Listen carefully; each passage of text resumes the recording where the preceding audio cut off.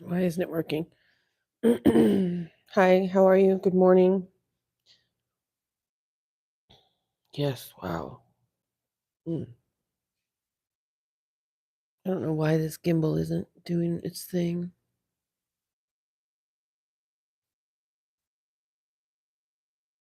Well, hello.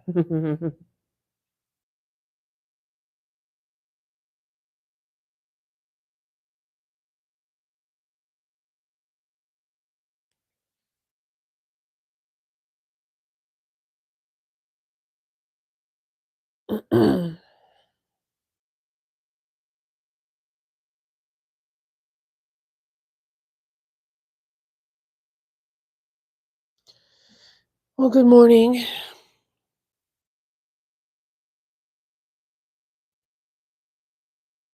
I haven't been on in a few days. Um, I was doing the morning coffee with dogs, but then I decided it was just better, easier for everybody, better for everyone if I did dog park with dogs.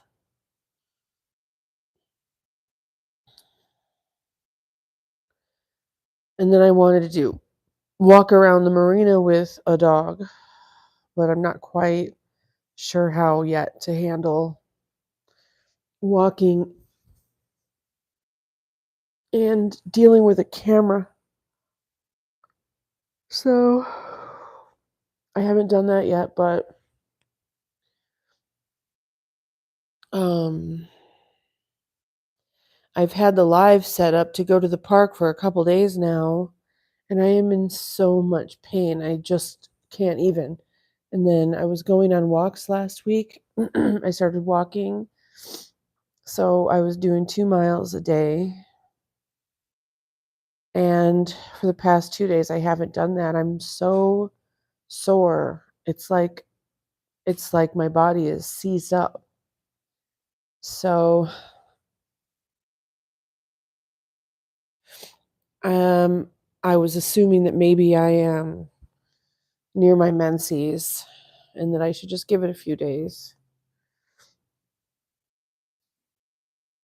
Here in Buddy's ear, he's been scratching, and I put some THC cream on his ear because he still does, lay down, lay down, a huge raw spot where he got himself, I guess, with his nails.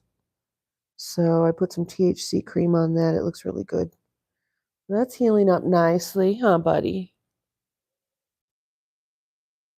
Buddy.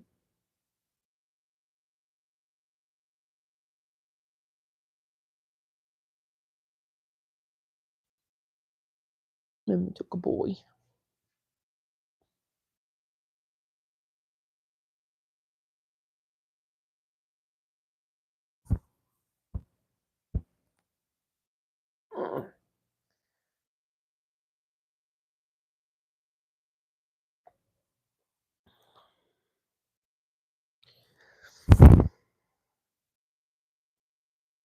So it's pretty dichotomous. Of course, I really needed a service animal to pick things up for me, help me go forward, help me balance, help me stand up and sit down, blah, blah, blah, blah, blah. But it certainly doesn't get rid of any of the pain. So on days where I'm in too much pain to move, they don't get to go to the dog park, go on walks. And maybe you saw in the middle of winter, I built a little box obstacle course right in the middle of my living room to give them some more exercise because we weren't getting outside very much to play, exercise, and stuff like that. And I've been rehabilitating Shadow for a while so he can go play with other dogs because he was bit by a German Shepherd bitch at a dog park. So I quit taking my dogs to public dog parks, but we still go to the dog park here in our private community. And a lot of the times we just have the dog park to ourselves. And over the past year, I'll take Shadow there and I've asked someone, hey, if they want to come in with their dog, give us 5 minutes. We're almost done. Do you mind? Or I would just take him out, whatever. But I've learned a bit, and there's dog trainers out there, and they'll talk about having certain energy with your dogs. When you walk your dogs, if you have a certain energy, they'll act a certain way. But Buddy and Shadow act differently on the leashes, right? But what I did have to learn, Shadow is so sensitive that he was, always on the lookout. He's a protector dog. He's a livestock guardian dog and a hunter. So he's part Pyrenees. This is Buddy. I'm talking about Shadow.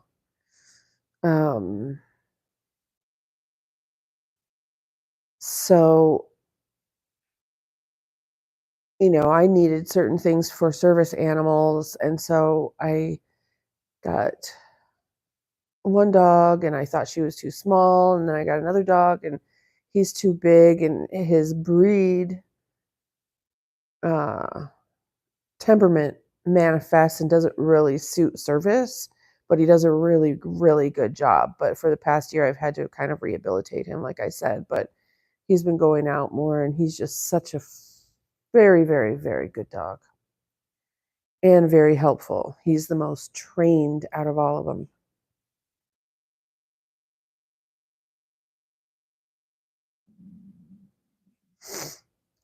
So, when you're picking a service dog, if your issue is chronic pain, they can't get rid of your pain. You have to know which things they're going to need to do for you. And probably that's going to have a lot to do with retrieving things for you. When I was choosing my service dogs, everybody says about getting a dog that you should get a dog from a shelter, you shouldn't buy from breeders and all this other stuff. But now that I have 3 mutts that don't really have the right breed, temperament, or skill sets for service, I've got 3 dogs that do some of what I need. When it comes to service animals, you really need to get a dog that is breed specific for your needs. And even if it's not a service animal, for a family or for anybody, if you get an animal, you need to make sure it has the right temperament for your lifestyle. If you're around the house laying around all day long, maybe consider adopting a senior dog from a shelter. If you are very active, then I think it makes sense to get a more active dog, like the border collie types or the Aussies that need a lot of activity and stimulation and physical and mental stimulation. And breed matters. It really matters. And sometimes when you have a mutt, you don't know what breed they are or what expression, what temperament they're going to be expressing. Buddy here is the very same mix as Shadow, but their temperaments are very different. Buddy is very much like a border collie, where Shadow is very much more Pyrenees. And so it's really, really important to know that whether you're getting a service dog or not, any animal, you need to know what the breed temperament is like and what will be required of you as a handler. So when I was walking Shadow and he began, even when we were still in service training class out in public with 20 other dogs and handlers, he got to the point where he knew all. This is Buddy. I'm not talking about Buddy, I'm talking about Shadow. There's Shadow. Come up here. talking about, anyway, so when we were in service class, there's Shadow. When we were in service class, Shadow knew all of the dogs in our service class. And so he started getting reactive to stranger dogs who would walk by. So that has had to be worked on, that type of reactivity. And now that he's older, he's almost 5, he's much, much better, which I figured as he got older, he would mellow and everything would be much easier, and that is the case. He's more of an alpha dog. Buddy, not an alpha dog. So different situations require a different type of dog. But I could have, if I had known more. See, the thing is, I think when you get a service animal for the first time, you don't know what you're doing. I mean, unless it's something like a seeing eye dog, of course. But when you get a dog for like mobility and you're going to train your own dog, even if you're working with trainers, hopefully they'll advise you. But like I said, it's really important to make a list of all the things you really need help with and see if you can find a breed. For me, I guess I should have gotten a retriever. But at the same time, when we're talking about chronic pain, I can sit here and have a retriever go get things and bring them to me in theory and help me with my balance and mobility, but I'm still in pain. So, I still have to walk when I'm in pain. Maybe a miniature horse, so that I can just sit on it, or maybe put a little wicker basket chariot behind and have a little like a beautiful ribbon whip to, you know. But it's just really, really important. At first I thought I was going to get a Chihuahua. I'll just get a Chihuahua to bring me the things that I drop or the things I need. But Chihuahuas don't like to pick things up with their mouths. They're not retrievers. They're just not retrievers.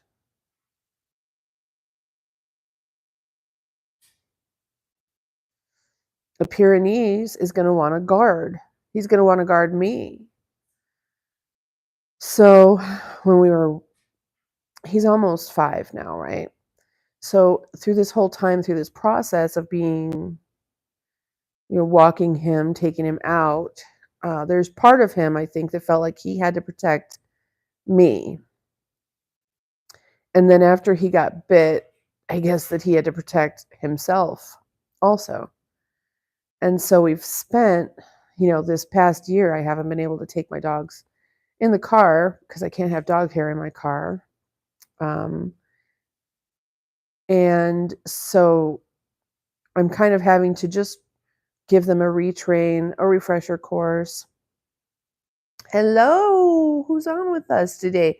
I don't have my reading glasses on, but I see you there and I appreciate you for dropping in. Hello, good morning. I'm just sort of discussing the dogs, their breeds, the temperaments. When you get a pet or a service animal, it's just super important to understand the breed and the temperament. Oh, I got a like. That's nice. So with Shadow, all these other trainers are like, it's your energy when you walk your dog. If you have a reactive dog, it's your energy. And I'm like, what in the world does that even mean? Oh, well, you need to take control and they need to walk behind you. Well, I need my service dog in front of me to pull me. So that's not going to work. But what I learned one day, I guess I was out there and I literally just naturally had a different attitude about it. It was about a month ago now, I think. And maybe I was on my menses and I had to take the dogs out. And I was like, I just had a different energy. instead of thinking I'm on their walk, they were on my walk. This is my walk. I'm going here. I'm going there. I'm doing this. I'm doing that. Instead of following them around, letting them lead me where they wanted to go. Now with Shadow, that made a big difference. It really did. Me almost ignoring him, because I would just watch him. I would walk with him and watch him and engage with him. But now I just have a little bit more separation and a little bit of an energy of, you're on a walk, you're on my walk. I'm not on your walk, you're on my walk. And we're doing what I want to do. And just that shift in energy. That's, I think, maybe what they meant by a shift in energy. I don't know that Shadow looks at me as the alpha. I'm physically a bit disabled. And so I don't know if he can sense that and knows. And that's why he likes to feel like he needs to protect me. But just that shift of me focusing on me focusing on the world, not being focused on him, made a big difference. And so I've been able to relax a bit, and with that new energy of mine, start reintroducing him back out in public, because I'm not really driving as much anymore, and so I can have the dogs in my car. I've been trying to take the dogs out more, even if it's just to go for a ride if I'm going running an errand. But what you doing, buddy? But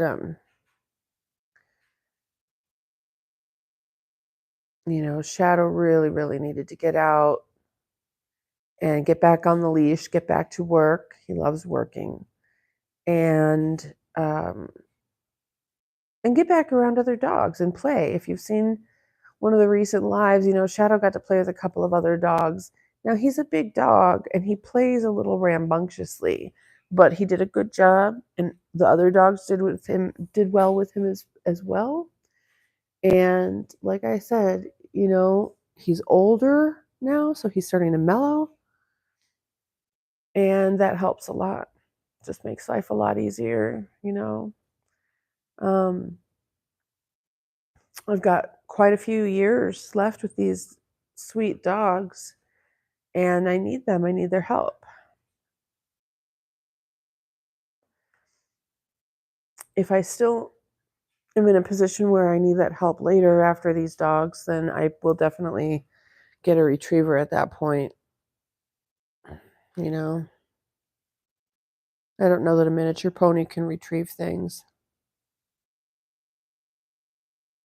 But I also learned a mobility dog doesn't have to be huge.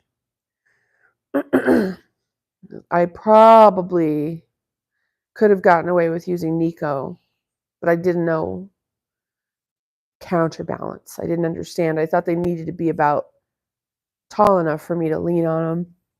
But I've learned about counterbalance, plus the harnesses, rigid harnesses you can use help as well. So I could have a little bit of a smaller dog.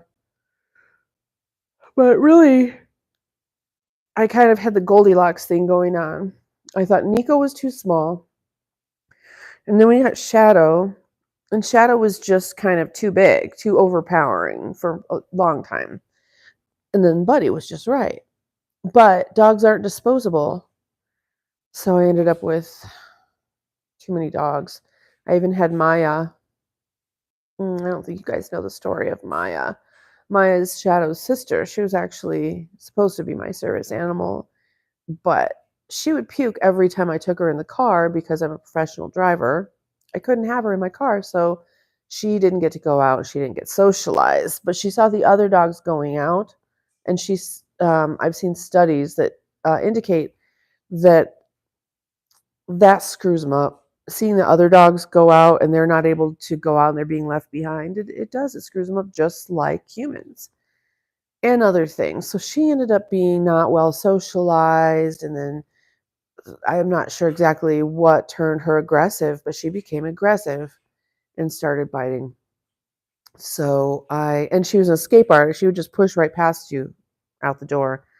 And unfortunately, without And I looked and looked and searched for any way, rescue, any way to deal with her, to train her, to rehome her. I got to the point though where I was afraid to rehome her because I was afraid that if it wasn't a very qualified handler, like a cop or something like that, that she might really hurt someone. So took her to the SPCA and put her down, and that was the worst freaking day, almost like one of the worst days of my life for sure.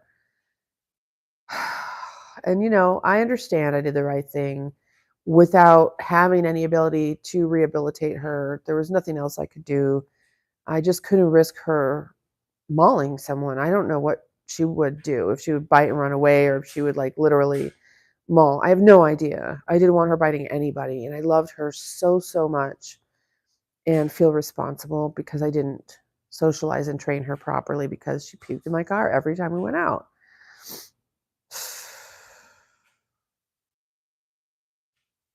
But she was supposed to be my service dog. She would have been about Buddy's size. She was just very focused on me, and that's how you want a service dog to be. But again, she was that Plothound Pyrenees breed, not the right breed for service.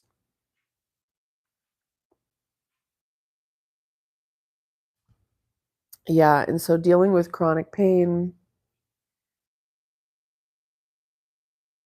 all these dogs can help me do is get around. And I can't really see getting another dog that can retrieve things for me. There's no way.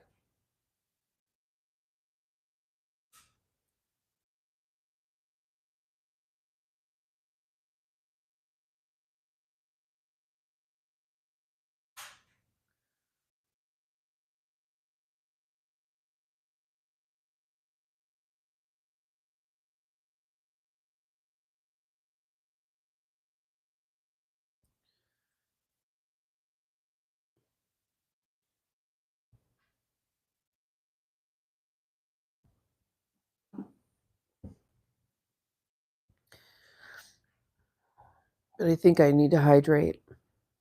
I was having really bad hot flashes and freeze flashes all night long for, I don't know, a month, 2 months, something like that. It was really crazy. And so, man, I just thought that was my life now.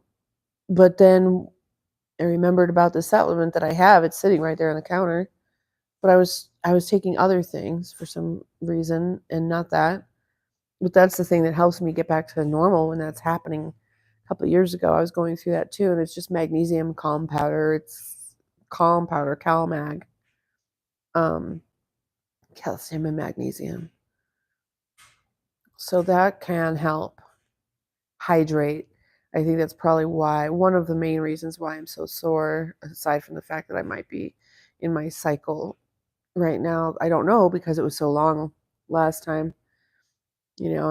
I'm peri, and so it's like all over the place.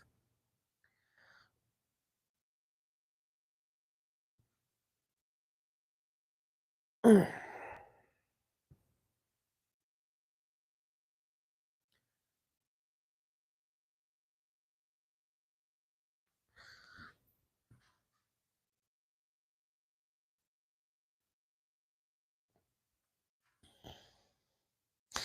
I would say the other way that dogs help with chronic pain is just mental health.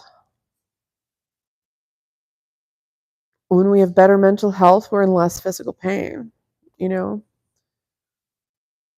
Just the love and affection, giving and receiving, just helps so much.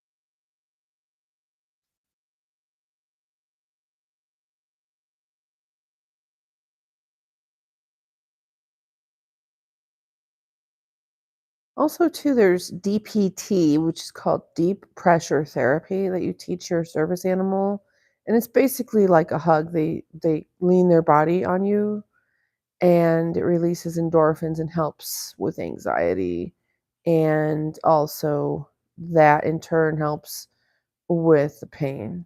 Pain is exacerbated by the mental state of being in pain. So there's the physical pain, and then there's the mental pain of being in pain, the anxiety, the stress of being in pain. And so if you can address that, if you can't address the physical pain, try to address the mental pain.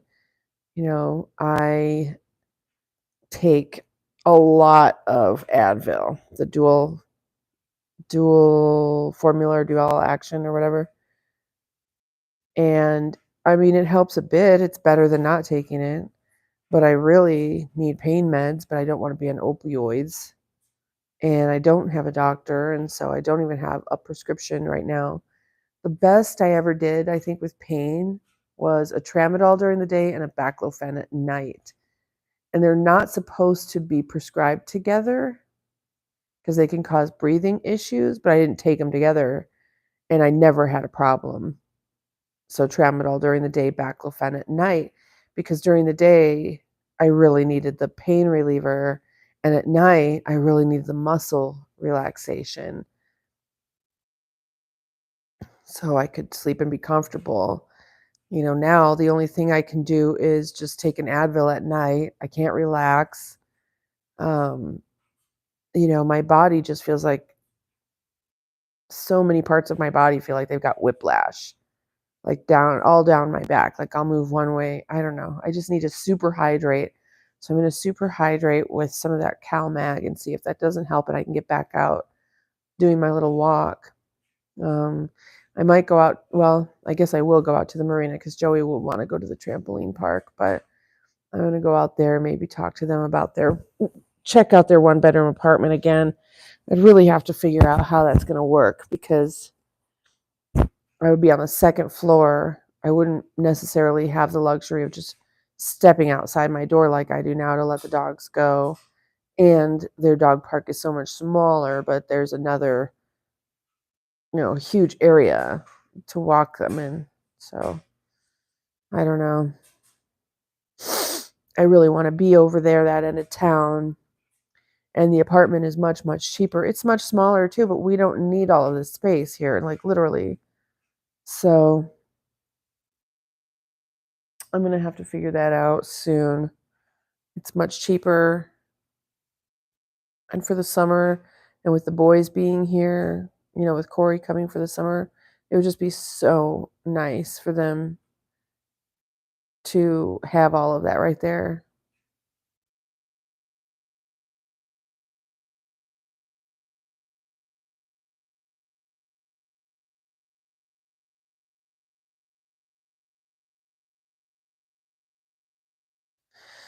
And for my younger son getting a little bit more independence would be nice, and he's gonna get a job, try to start working, and that'd be a good area to do it.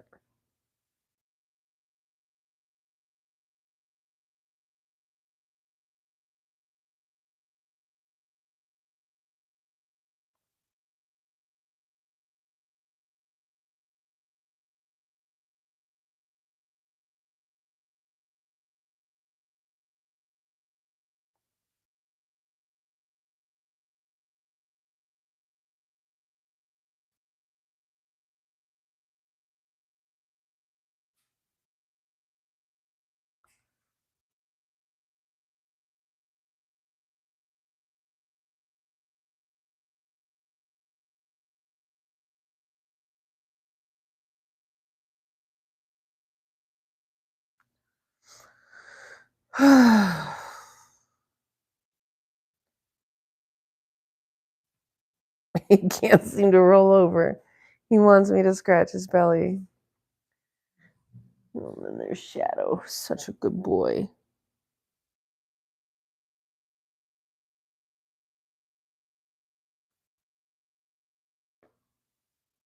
He's a good boy.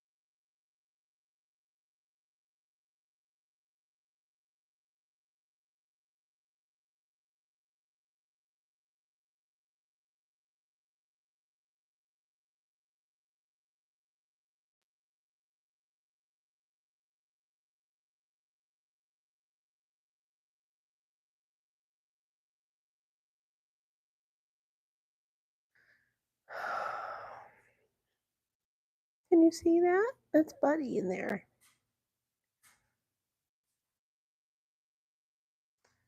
I think these puppies need baths.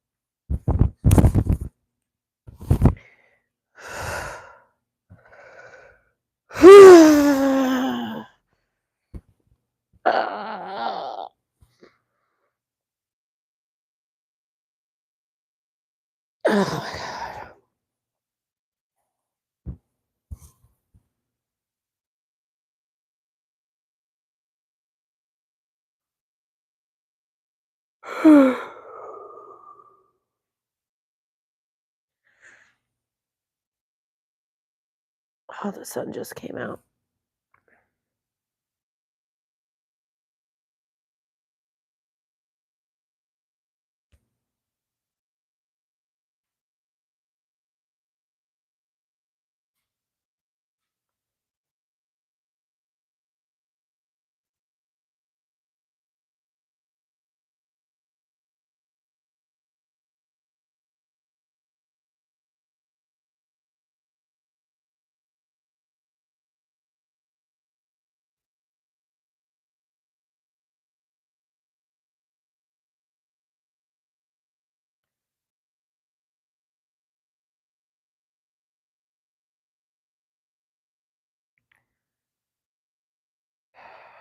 I think I'm starving.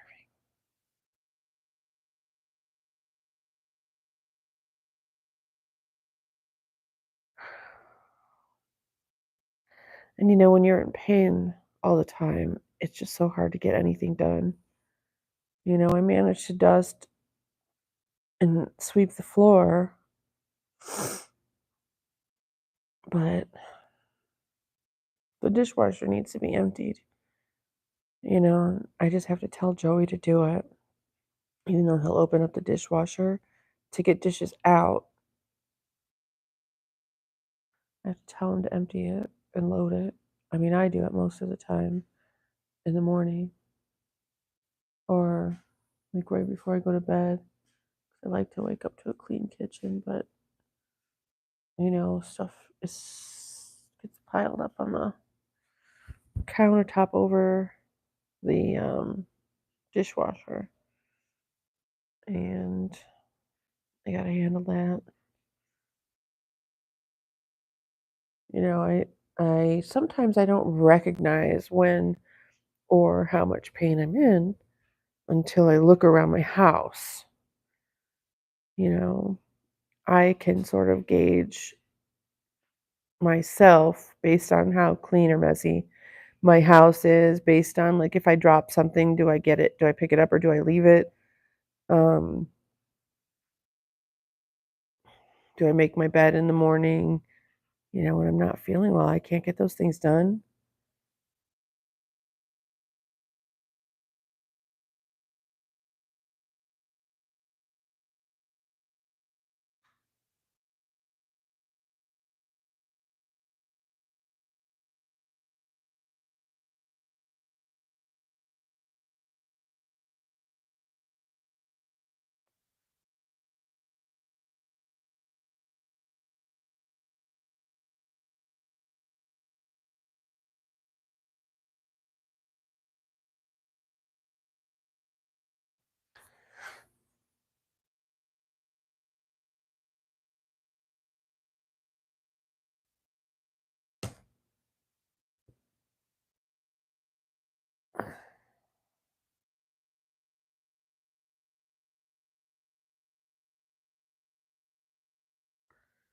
It's probably not gonna stay.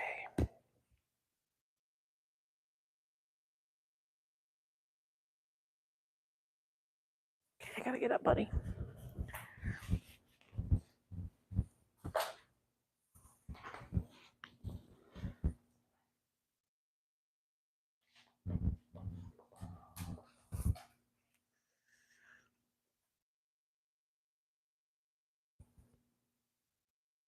Yeah, I gotta take the dogs out.